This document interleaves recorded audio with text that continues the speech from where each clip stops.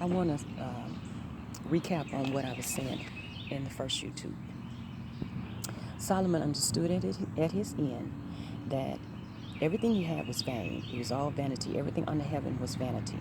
You know, even though he had those wives and everything and he married them, he all in the end realized it was all vanity, because he realized even though he served those other gods, without the true and living God, the stuff he had meant nothing. The women meant nothing.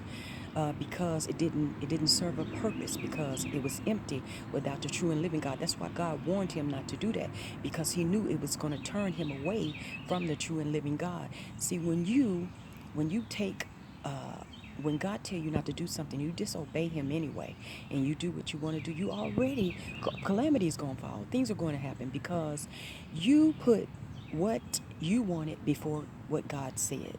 And that means you're out of the will of God. You're out of divine purpose.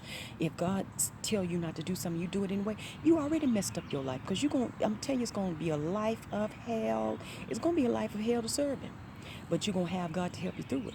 But it's going to be really a life of hell when you're out of the will, because you ain't going to have nobody to help you through it. You're going to have to go on through it. And some people don't make it. Some people lose their mind. Some people kill themselves. Some people walk away from God. See, that's why it's important to be in the perfect and divine will of God. And the prayer should always be, not my will, but thy will be done. When you get out of the will of God, Solomon can tell you if he was here, when you get out of the will of God, you mess up, and you mess up your life. Solomon had all that stuff and still was unhappy. He hated life. He hated life in his end. He hated life. He no longer wanted to live. He hated life because why? Because he disobeyed God and did what he wanted to do, and it wasn't fulfillment for him. In his end, it was worse for him. God had to tore the temple in rent. For Solomon, he didn't have no joy in the end. He was unhappy and he hated his life. He hated his life because he put the true and living God out when he put his light out when he started worshiping those foreign women God, and when he allowed them to worship their gods on the most holy thing and defiled it. He put his light out. It became dark. He started to operate in darkness, because once you put your light out, you ain't operating in light no more. You operating in darkness, and that was his problem. He put his light out and he began to operate in darkness. See, the thing is this: everything is going down but the word of God. That's why you can't put no confidence in all the stuff you have. It's good to have it while you're here, but it's only for here. And you can't. And if you're a Christian, you don't need to live without God to have this stuff. If you have this stuff, make sure you're still living with God, because if you have the stuff, then you built your treasure here, and then if you die and you don't have God anymore, then your living was in vain, because you have no treasure in heaven. You have no heavenly treasure. So when you leave this earth, you have nothing.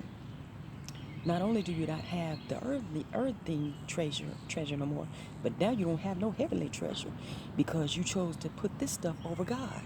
It's dangerous to disobey God. It's dangerous to put stuff over God.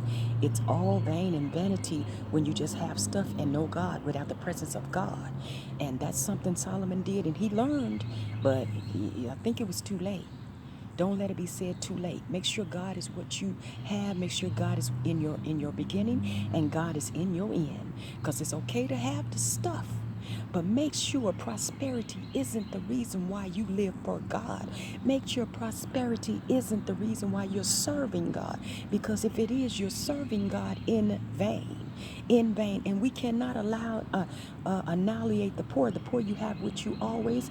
He chose the poor to be rich in faith. They gonna be here to the end of time. They ain't going nowhere. They're gonna be to the end of time. So you might as well understand that God bless you. If he blessed you in abundance, then you need to give in abundance. Whatever he gave you, you need to give back to his kingdom, to his people, and understand that nothing really basically is about you.